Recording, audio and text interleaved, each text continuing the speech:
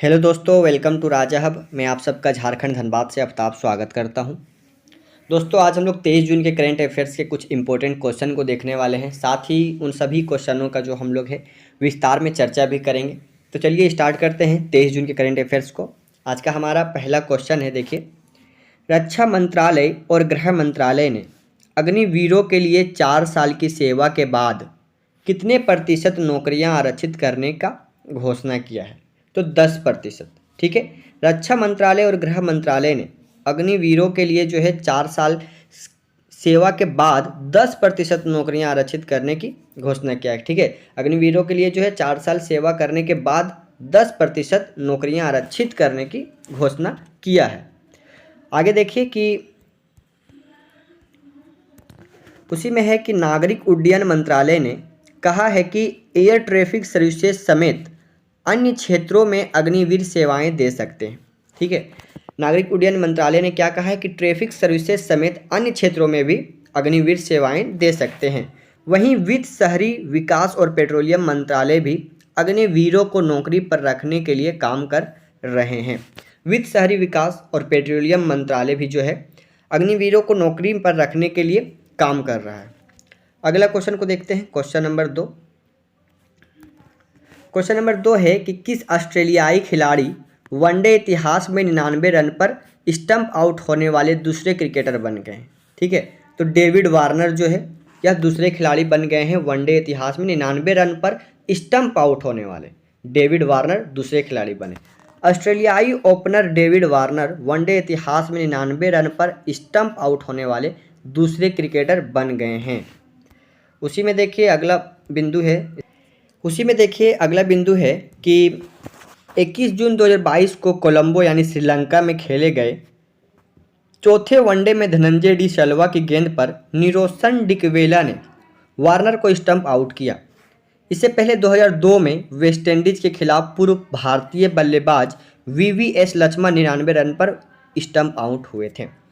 अभी जो 21 जून 2022 को कोलंबो श्रीलंका में जो खेला गया चौथा वनडे में धनंजय डी सिल्वा की गेंद पर जो है निरोशन डिकवेला ने डेविड वार्नर को स्टंप आउट कर दिया, जो कि यह दूसरा है। इससे पहले 2002 में वेस्टइंडीज के खिलाफ पूर्व भारतीय बल्लेबाज वीवीएस लक्ष्मण 99 रन पर भी स्टंप आउट हुए थे। तो अगला बिंदु को देखते हैं, अगला क्वेश्चन को, क्वेश्चन नंबर 3। किस देश में भारत की राजदूत रुचिरा कंबोज को संयुक्त राष्ट्र में देश का स्थायी प्रतिनिधि नियुक्त किया गया है?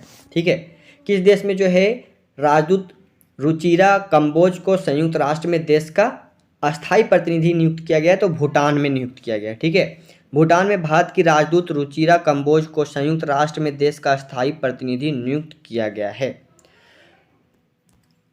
उसी में अगला बिंदु देखिए कि भूटान में भारत की पहली महिला राजदूत कंबोज यूनेस्को में भारत की राजदूत अस्थायी प्रतिनिधि रह चुकी है। ठीक है, यूनेस्को में जो है अस्थायी प्रतिनिधि रह चुकी है भारत की राजदूत बनकर।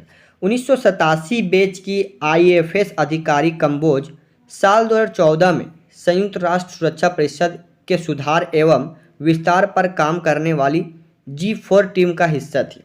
ठीक है, 1987 बैच की है ये कंबोज, और 2014 में संयुक्त राष्ट्र सुरक्षा परिषद के सुधार एवं विस्तार पर काम करने वाली जो है G4 टीम का हिस्सा भी रही थी। अगला क्वेश्चन को देखते हैं, क्वेश्चन नंबर 4। क्वेश्चन नंबर 4 है, one nation one ration card योजना से जुड़ने वाला देश का अंतिम राज्य निम्न में से कौन बन गया है? One nation one ration card से जुड़ने वाला अंतिम राज्य कौन बना है भारत का? तो असम बना है। ठीक है, असम जो है one nation one ration card अब देश भर में लागू हो गया है। इस कार्यक्रम से जुड़ने वाला असम देश का अंतिम राज्य बन गया है। ठीक है, इस कार्यक्रम में जुड़ने वाला सबसे अंतिम राज्य कौन बना? असम बना है, one nation one ration card. ठीक है, इसी का अगला बिंदु है कि असम ने भी आखिरकार राशन कार्ड पोर्टेबिलिटी सर्विस शुरू कर दी है। ठीक है, इसके साथ ही केंद्र का एक राष्ट्र एक राशन कार्ड कार्यक्रम पूरे देश में लागू हो गया है। Assam one nation one ration card लागू करने वाला 36वां राज्य या केंद्र शासित प्रदेश बन गया है। ठीक है, असम जो है यह one nation one ration card लागू करने वाला 36वां राज्य बना है। ठीक है, one nation one ration card का क्रियान्वयन अगस्त 2019 में शुरू किया गया था। ठीक है, तो यह one nation one ration card 2019 से चल रहा था, जो कि असम सबसे अंतिम में 36वां राज्य के रूप में इसमें शामिल हुआ है। अगला क्वेश्चन को देखते हैं। क्वेश्चन नंबर है हमारा 5। क्वेश्चन नंबर 5 है, हाल ही में किस मंत्री ने निर्माण श्रमिकों के कौशल विकास को बढ़ावा देने हेतु निपुण योजना की शुरुआत की है? ठीक है, किस मंत्री ने शुरुआत किया है निपुण योजना का? तो हरदीप सिंह पुरी। हरदीप सिंह पुरी ने जो है श्रमिकों के कौशल विकास को बढ़ावा देने के लिए एक योजना को शुरुआत किया है, जिसका नाम है निपुण। उसी में है कि केंद्रीय आवास एवं शहरी मंत्री हरदीप सिंह पुरी ने नई दिल्ली में निर्माण श्रमिकों के कौशल प्रशिक्षण के लिए निपुण नाम से एक अभिनव परियोजना राष्ट्रीय पहल का शुभारंभ किया है। ठीक है, हरदीप सिंह पुरी ने केंद्रीय आवास एवं शहरी मंत्री जो है, ठीक है, यह नई दिल्ली में निर्माण श्रमिकों के कौशल प्रशिक्षण के लिए जो है एक योजना, अभिनव परियोजना राष्ट्रीय पहल का शुभारंभ किया है, जिसका नाम है निपुण।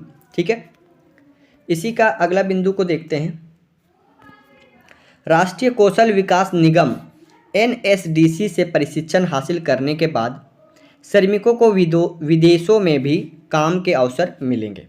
ठीक है, इस दौरान पुरी ने कहा कि यह पहल निर्माण श्रमिकों को उनकी क्षमताओं को बढ़ाकर अधिक अनुभवी और कुशल बनाएगी। ठीक है, राष्ट्रीय कौशल विकास निगम NSDC से प्रशिक्षण हासिल करने के बाद जो है श्रमिकों को विदेश में भी काम के अवसर मिल सकेंगे। और पुरी ने क्या कहा कि यह पहल निर्माण श्रमिकों को उनकी क्षमताओं को बढ़ाकर अधिक अनुभवी और कुशल बनाएगी। ठीक है, अगला क्वेश्चन को देखते हैं। क्वेश्चन नंबर 6 है कि किस राज्य ने भारतीय बधिर क्रिकेट संघ IDCA द्वारा आयोजित पहली अंडर 19 T20 राष्ट्रीय क्रिकेट चैंपियनशिप का खिताब जीत लिया है? ठीक है, तो वह है आंध्र प्रदेश। आंध्र प्रदेश ने, ठीक है, वहीं आंध्र प्रदेश ने भारतीय बधिर क्रिकेट संघ IDCA द्वारा आयोजित पहली अंडर 19 T20 राष्ट्रीय क्रिकेट चैंपियनशिप का खिताब जीत लिया है। देश भर के टीमों ने 16 से 19 जून का आयोजित टूर्नामेंट में चुनौती पेश की। टॉस जीतकर फील्डिंग का फैसला करते हुए आंध्र प्रदेश के गेंदबाजों ने गुजरात को 97 रन पर रोक दिया। ठीक है, 16 से 19 जून तक चला यह खेल, और यह जो है आयोजित में इसने टॉस जीतकर फील्डिंग करने का फैसला किया आंध्र प्रदेश, और गेंदबाजों ने क्या किया, गुजरात को 97 रन पर रोक दिया था। 4 दिवसीय टूर्नामेंट में देश भर की टीमों ने प्रतिष्ठित T20 चैंपियनशिप खिताब के लिए प्रतिस्पर्धा की। ठीक है, अगला क्वेश्चन है क्वेश्चन नंबर 7। निम्न में से किस खिलाड़ी के द्वारा आगामी राष्ट्रमंडल खेलों में 37 सदस्यीय भारतीय एथलेटिक्स टीम का नेतृत्व किया जाएगा? तो वह है नीरज चोपड़ा के द्वारा। ठीक है, नीरज चोपड़ा टोक्यो ओलंपिक के स्वर्ण पदक विजेता नीरज चोपड़ा टीम का नेतृत्व करेंगे। ठीक है, टोक्यो ओलंपिक के gold medal winner Neeraj Chopra भी इस साल 28 जुलाई से 8 अगस्त तक बर्मिंघम में होने वाले कॉमनवेल्थ गेम्स 2022 में athletic federation of India AFI द्वारा नामित 37 सदस्यीय टीम में चुने गए हैं। ठीक है, टोक्यो ओलंपिक में विनर रहे गोल्ड मेडल जीतने वाला नीरज चोपड़ा जो है इस साल 28 जुलाई से लेकर 8 अगस्त तक बर्मिंघम में होने वाले जो कॉमनवेल्थ गेम्स है 2022, उसमें एथलेटिक फेडरेशन ऑफ इंडिया द्वारा नामित 37 सदस्यीय टीम में भी चुने गए हैं नीरज चोपड़ा। अगला बिंदु है उसी का कि अनुभवी डिस्कस सीमा पुनिया को अतीत में उनके प्रदर्शन को देखते हुए 5वीं बार राष्ट्रमंडल खेलों में हिस्सा लेने का मौका दिया गया है। ठीक है, डिस्कस सीमा पुनिया को जो है अतीत में देखते हुए उसको जो है 5वीं बार राष्ट्रमंडल खेलों में हिस्सा लेने का मौका उनको दिया गया है। अगला क्वेश्चन को देखते हैं, क्वेश्चन नंबर 8, और आज के ये लास्ट क्वेश्चन है। ठीक है, हाल ही में भारतीय जनता पार्टी ने किसको राष्ट्रपति चुनाव के लिए नामित किया है? ठीक है, राष्ट्रपति चुनाव के लिए भारतीय जनता पार्टी ने किसको नामित किया है? तो द्रौपदी मुर्मू को। हाल ही में भारतीय जनता पार्टी ने द्रौपदी मुर्मू को राष्ट्रपति चुनाव के लिए नामित किया है। चुनाव जीतने के बाद वे भारत की पहली आदिवासी राष्ट्रपति होंगी।